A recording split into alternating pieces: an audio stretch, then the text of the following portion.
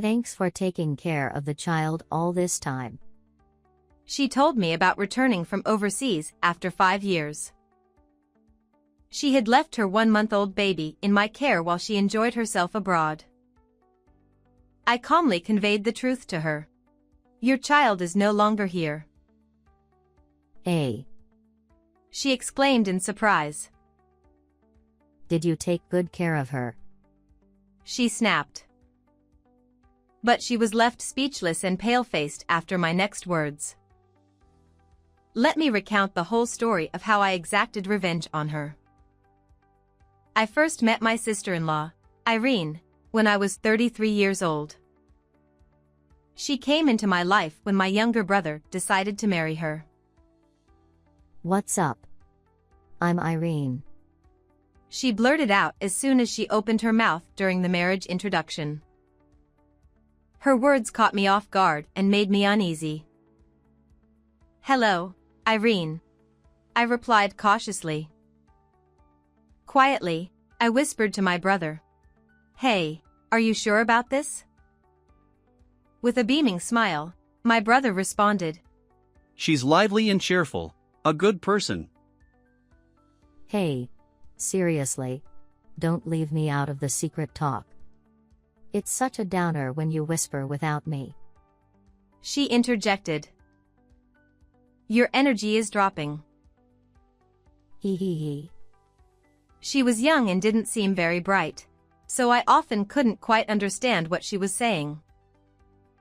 Her nails were 3-dimensional with beads like those on nails, and I wondered if she could do housework with those hands. However, listening to her, I learned she loved sweets and enjoyed making desserts as a hobby.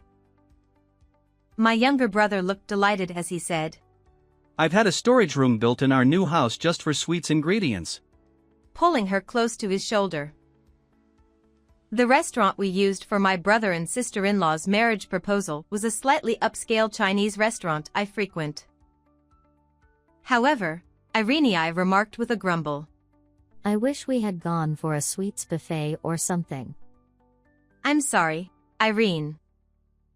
If I had known you had a sweet tooth, I would have chosen a place like that. I just really liked the super spicy ramen at this restaurant. I explained. Huh? Super spicy? She exclaimed loudly, drawing so much attention from other customers that I felt embarrassed as everyone turned to look. Irene, your voice is quite loud. It's impossible that you like spicy food. What? Do you enjoy tormenting yourself? Critiquing someone else's tastes and making such rude remarks. However, I decided to just laugh it off and said, Haha, I get that a lot. But you might get hooked on the super spicy once you try it. She smirked back at me when she saw me laughing. Not long after that greeting, my younger brother and sister-in-law registered their marriage. It seems they hurried because her pregnancy was discovered before the wedding. However, shortly after submitting their marriage papers and moving into their new house, tragedy struck. There was an explosion at their house, and their newly built home was engulfed in flames. A dust explosion? What happened? As my sister-in-law tearfully explained, it turns out my brother had gone down to the basement storage room to fetch ingredients for sweets at her request. However, the storage room was filled with flour dust, and without realizing it, he tried to light a cigarette, igniting the flour dust and causing an explosion. My brother was directly caught in the blast and tragically did not survive. I was left dumbfounded by the sudden loss of my brother, but I was also concerned about my sister-in-law who had lost her newly built home in a fire. Irene, what are you going to do now? I received the insurance payout, so I think I can manage the mortgage on the house. I'm planning to move to a cheaper apartment, but I'm not sure what to do from here. She replied. Given her pregnancy and likely difficulty finding work, I felt sorry for her. After discussing it with my parents, I decided to give her a substantial amount of money. Irene, with tears in her eyes, said, "Thanks a lot, sis." expressing her gratitude. When she thanked me, I reassured her, let me know if there's anything else I can do, and gently embraced her. "But this isn't nearly enough. There's so much I need to buy for the baby, like a crib and other essentials." Yeah, you're right. Considering you lost all your furniture. I understand. I'll contribute a bit more money. I handed over my earnings from working as a nanny to my sister-in-law. Living with my parents after marriage, I believed I could manage to live even after deducting some of my salary. More than that, I wanted to somehow support Irene, who had lost my brother, her husband. However, then something unbelievable happened. This happened about a month after my sister-in-law gave birth to her long-awaited baby. I was about to leave for my nanny's job when I heard a baby crying outside. Is a baby crying in one of the neighboring houses? It sounds surprisingly close. Opening the front door, I was shocked to find a newborn baby left on the doorstep, only about a month old. What's more, as I lifted the child, I found a note tucked underneath with Irene's round handwriting. "I don't have the confidence to live alone with my child after losing my husband. I entrust her to you, dear sister-in-law. Goodbye." I can't believe she felt so desperate. I quickly reported to the police and, with my parents' help, searched for her, but she was never found. I ended up taking care of my daughter, Karen, in her place. I'm sure she was under a lot of stress from taking care of the baby. If only I had realized it earlier. I blamed myself and decided to raise my niece on her behalf. However, 2 months after my sister-in-law disappeared, my husband and I visited my brother and sister-in-law at their house that had burned down, and we realized something. We had been deceived by that woman. I clenched my fists so tightly that my fingernails dug into my palms. I won't tolerate it anymore. If she comes back, I will beat her to a pulp. I decided to wait for her to come back with a vengeance. 5 years had passed since then. I was 38 years old. My sister-in-law, whom the police had been trying to track down, had not yet been found. However, on my day off from work, the doorbell rang and I answered it to find Irene, now 30 years old, standing there. "It's been a while." She looked somewhat tired, but she had a smile on her face. "Thank you for taking care of my child until now. So, where is that child?" I looked at her coldly. Your child is gone. "What?" She gulped in surprise, but then she began to ramble on furiously. "What do you mean? Were you taking proper care of her? Ugh, I guess I'll have to get compensation for this." You came to take the child back because of money, didn't you? Huh. Could you refrain from saying such rude things? As I watched her barking like a dog, I calmly continued the conversation. I visited the house where you and my brother lived 5 years ago. This was when I was cleaning up after the fire, looking for anything salvageable among the remains. I was always curious about that basement storage room. Was there something strange about it? Well, he did like smoking, but would he smoke in a place where we kept food? Especially where you stored the ingredients for your beloved sweets. Irene fell silent at my words. Then, when I tried entering the basement storage room and flipped the light switch to test it, fire came out from there. What are you trying to say? Just say it clearly. I suspect that you tampered with that switch to bury my brother. At this, she snorted and laughed. Come on. I might enjoy making sweets, but I'm not skilled enough to tamper with electrical systems. Yes, that's why I think there might be an accomplice involved. I didn't miss the momentary twitch in her face. So, I pulled out my phone from my pocket and showed her the screen.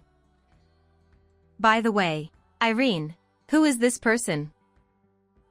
On the smartphone screen were photos from a social media account.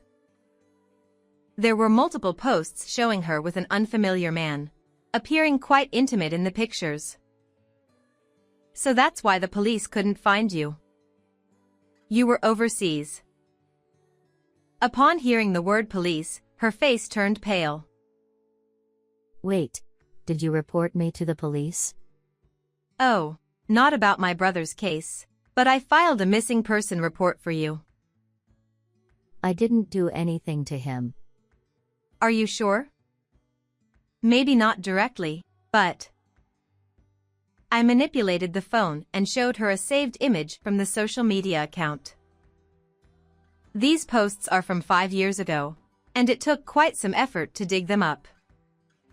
Can you explain this? It was an exchange of messages between my sister-in-law and a man who seemed to be her lover. They were scheming. We've set it up. Once you press the switch, the fire will start. Just don't touch it. We'll squeeze as much money as we can from the insurance and your husband's family.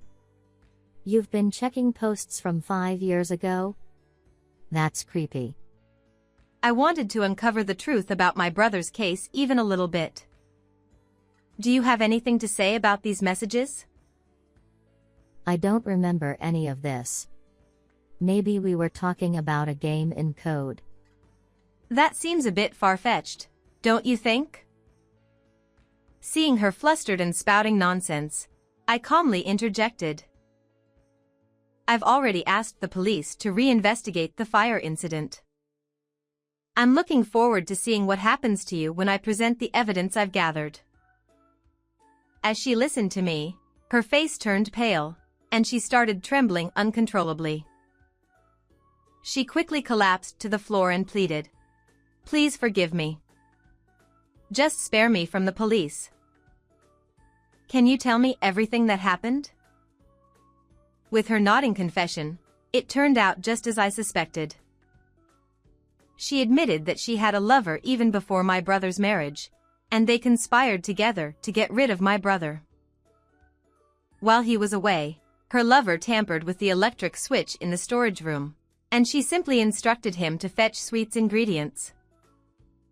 They managed the house fire through the insurance, took the money from us, and then left their child on our doorstep before fleeing overseas.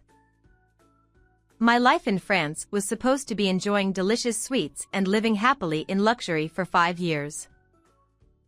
However, after 5 years, her lover started cheating on her even more and ultimately abandoned her. He's unbelievable. Seriously, he left me high and dry in France. That's rich coming from you.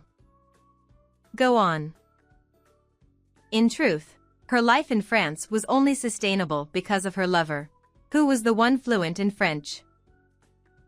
I was cheated on, abandoned, and fed up with being in a country where I couldn't communicate. So I came back to the US. Didn't you think about studying French? I hate studying. Seeing my sister-in-law pout and hearing her words, I couldn't help but feel exasperated and speechless. As the money she received from us was running out, she resorted to using our child, Karen, to try to swindle more money from us by returning to our home. So that's what it was. But I'm glad you came back. Are you going to forgive me? I didn't say that. I mean that it's easier to get revenge now that you're back in the US rather than being overseas. The despairing expression on her face at that moment is unforgettable, even now. Wait a minute. Are you saying that her disappearance was revenge against me? That's ridiculous.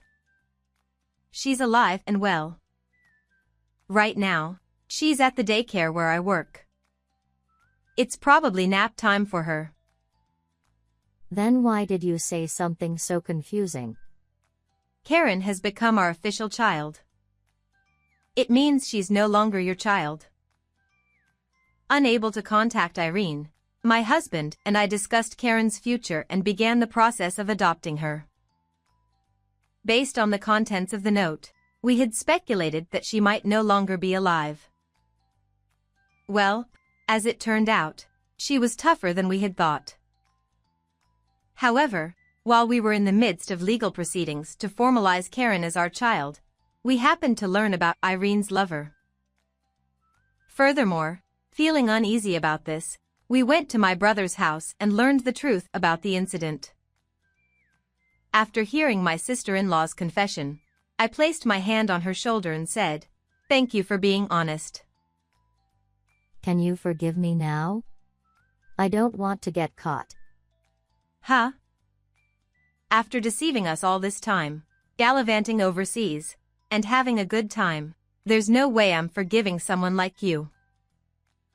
I then pulled out a hidden voice recorder and smiled broadly. Thank you for telling me everything. I'll be taking this as evidence to the police. What? You can't be serious. As she screamed in tears, I chuckled and said, "Don't be so upset.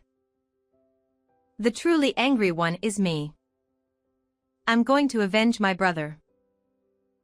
I then went expressionless. Sorry, but I'm not one to show mercy in situations like this. You picked the wrong person to mess with. She seemed to realize I was truly angry and began trembling uncontrollably. In this way, I handed her over to the police, and the case was resolved. Following that, my sister-in-law was charged with neglecting her daughter and pushing the responsibility onto me, as well as conspiring with her lover to execute the plan regarding my brother's accident. Her lover, who assisted in my brother's demise and fled overseas, was arrested through an international arrest warrant. To further exacerbate the situation, I demanded child support from her for my niece. She was left penniless, losing everything she had. Initially, she won't be able to leave prison for a while, and even upon release, she will undoubtedly face a living hell. Meanwhile, I have accepted my niece Karen as my child and continue to raise her with my husband. Our current wish is for this child, who bears a resemblance to my late brother, to find happiness. How did you find this story? Please consider subscribing to the channel. Well then, let's meet again in the next video.